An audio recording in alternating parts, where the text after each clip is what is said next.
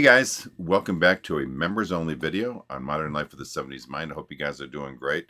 And this is going to be 70s Sound Vault number 2. I guess I'm going to rename it 70s Sound Vault just so I can, at least on my side, keep track of all the videos that I do.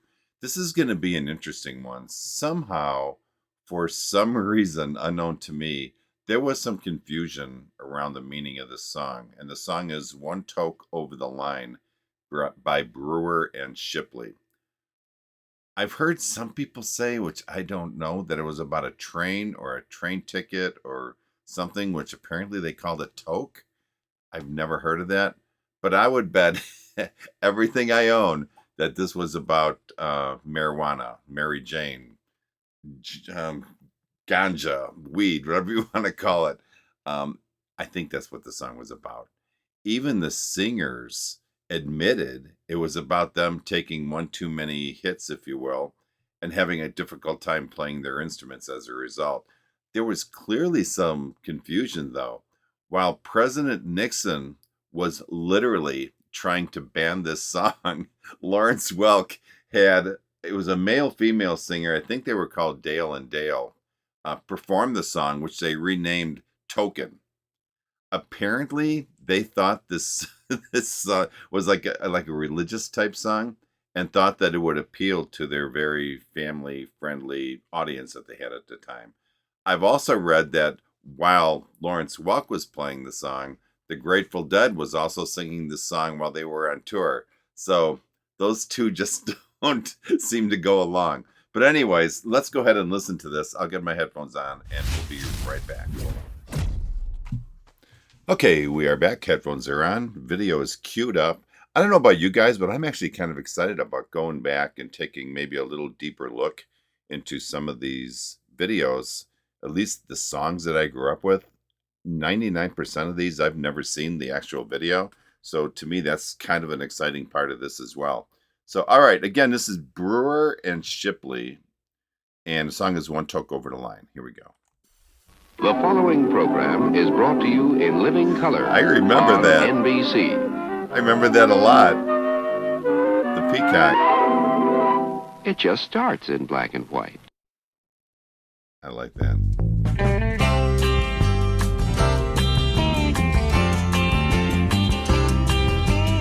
Such a good song.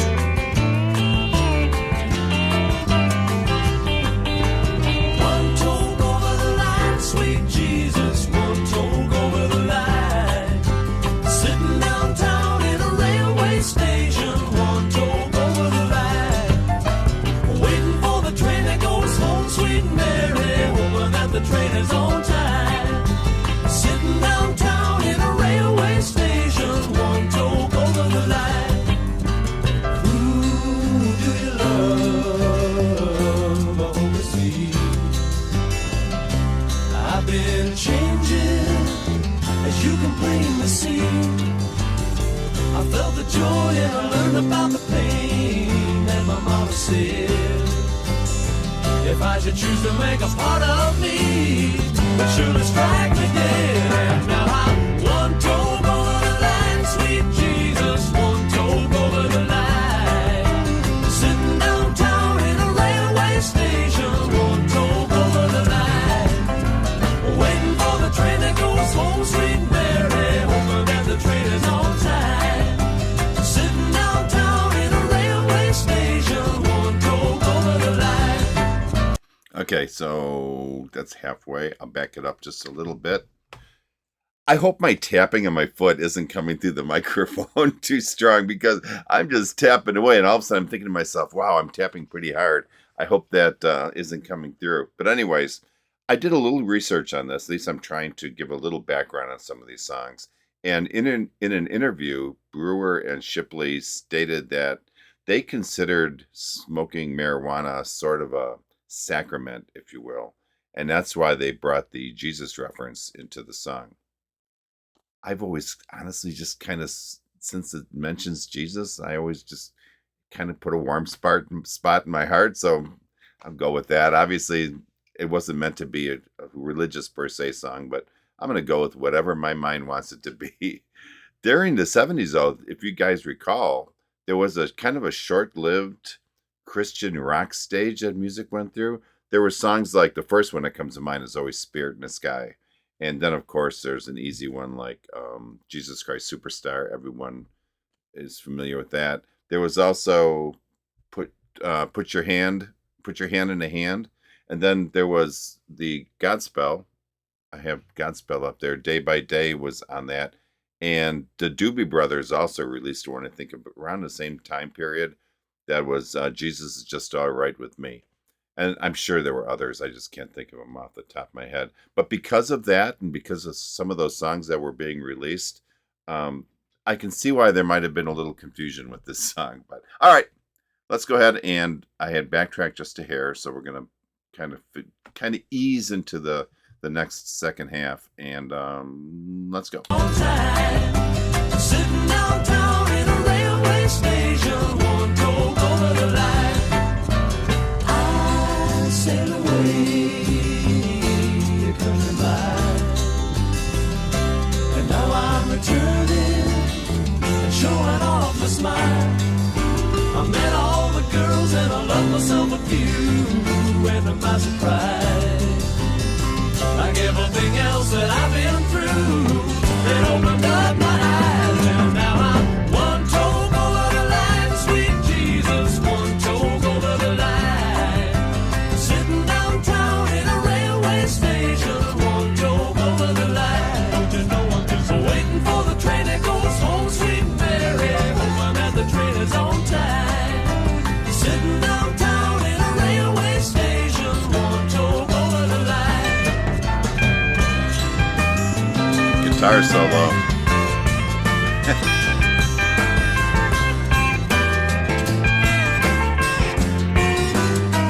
Don't you know I'm just waiting for the train that goes home, sweet Mary.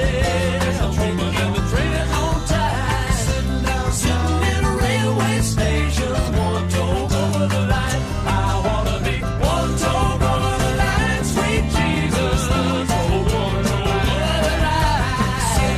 Sitting in a railway station, I'm one toke over the line.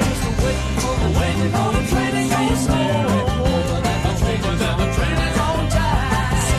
Sitting in a railway station, I'm one toke over the line.